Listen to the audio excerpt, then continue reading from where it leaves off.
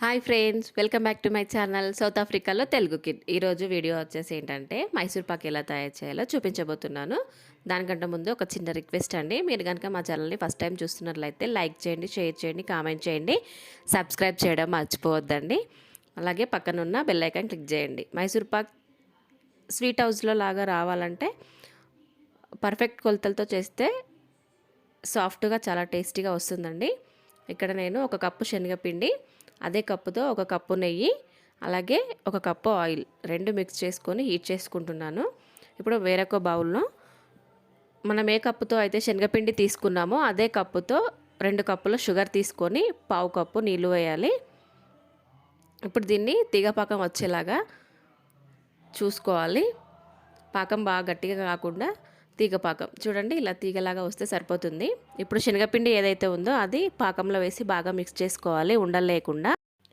స్పూన్తో అయితే అంత బాగా కలవదండి, ఏదైనా విస్కర్తో అయితే చాలా ఈజీగా ఉండలు లేకుండా మిక్స్ అయిపోతుంది. మిశ్రమాన్ని అంతా బాగా కలుపుతూనే ఉండాలి. మరోపక్క ఆయిల్ అండ్ నెయ్యి వేడిగానే ఉండాలండి, చల్లారినాక వేస్తే మనకు మైసూర్ పాక్ గుల్లగా రాదు. చూడండి, శనగపిండి మిశ్రమం అంతా పాకంలో ఉండలు లేకుండా మిక్స్ అయిపోయింది కదా. ఇప్పుడు 1 టేబుల్ స్పూన్ యాలకుల పొడి వేసుకుంటున్నాను. ఒకసారి బాగా మిక్స్ చేసుకొని మనం ముందుగా వేడి చేసుకున్న నెయ్యి ఆయిల్ ఏదైతే ఉందో అది ఒక్కొక్క స్పూన్ వేసుకుంటూ బాగా కలుపుతూనే ఉండాలి.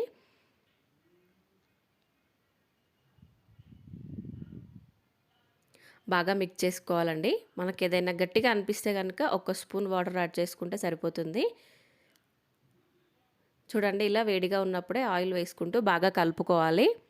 అప్పుడే మనకు మైసూర్ పాక్ అనేది స్వీట్ షాప్లో లాగా ఇలా గుల్లగా ఉంటుందో సేమ్ మనకు అలాగే వస్తుంది. చూడండి, ఇదంతా దగ్గర అయిపోయింది కదా.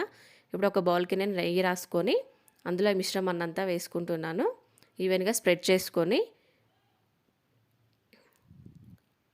బాగా ప్రెస్ చేయొద్దండి, లేదంటే సాఫ్ట్గా అయిపోతుంది, మనకు గుల్లగా రాదు. ఇప్పుడు కొంచెం వేడిగా ఉన్నప్పుడే చాకుతో ఘాట్లు పెట్టుకోవాలి, లేదంటే బాగా చల్లారిపోయిన తర్వాత అయితే విరిగిపోతుందండి, ఘాట్లు పెట్టుకోరాదు.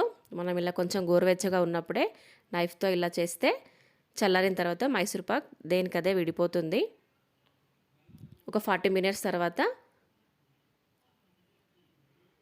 ఇలా టర్న్ చేసుకుంటే మైసూర్ పాక్ అనేది చాలా సూపర్గా వస్తుందండి.